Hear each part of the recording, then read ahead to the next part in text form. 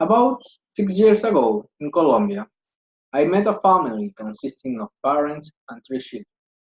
Their class condition was good. They had a good commodity, but in the relationship, they had some discussions, some fights, annoyed by the problems, and something that I noted is that they were maintaining together for the sake of the three children.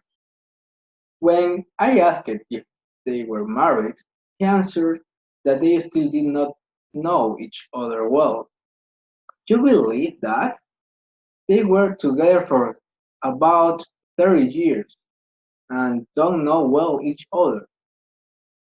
That is why they only live together, and for that reason, they did not think about marriage.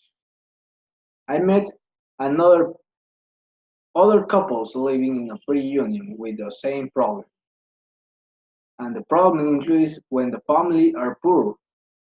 So, living in free union will not better than marriage. But if you are married, you are giving a good example for your family. Many people say that the time of marriage things change, and that is like a bad luck.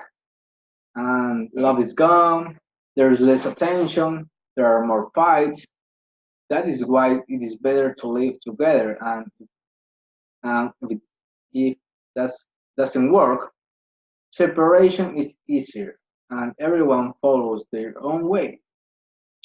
So the results will always be the same, whether in marriage or free union, if both people do not respect each other, love, serve, and strive for mutual welfare in their relationship. The great difference will be that at the time of marriage, they are obeying a commandment from God, and the multitude of blessings for that home will be infinite. I have seen how those blessings have allowed my family to stay together and never miss anything. Difficulties will always exist, but if we apply what is said in the proclamation for the world of family, I have one proclamation. Well, this is in Spanish, sorry, but I I, I remark the part that I love, but I will say it in English. The family is ordained of God. Marriage between man and woman is essential to his eternal plan. Children are entitled to be within the bonds of matrimony and to be reared by a father and mother who honor marital vows with complete fidelity. Happiness in family life is most likely to be achieved when founded upon the teachings of the Lord Jesus Christ.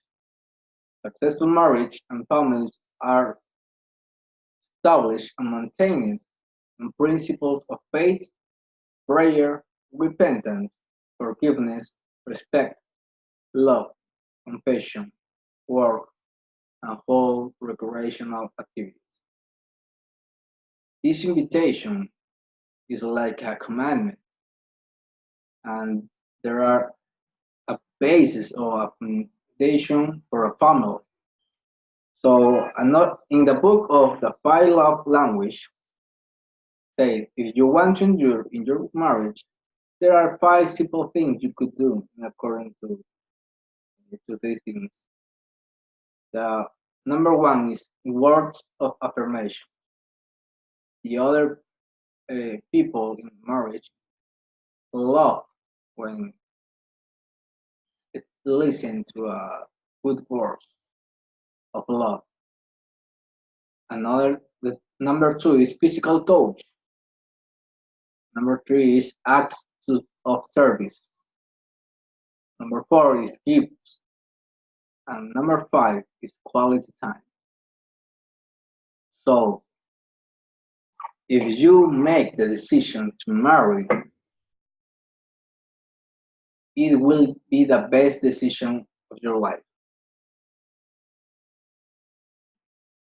It will be an example for your children and for the society.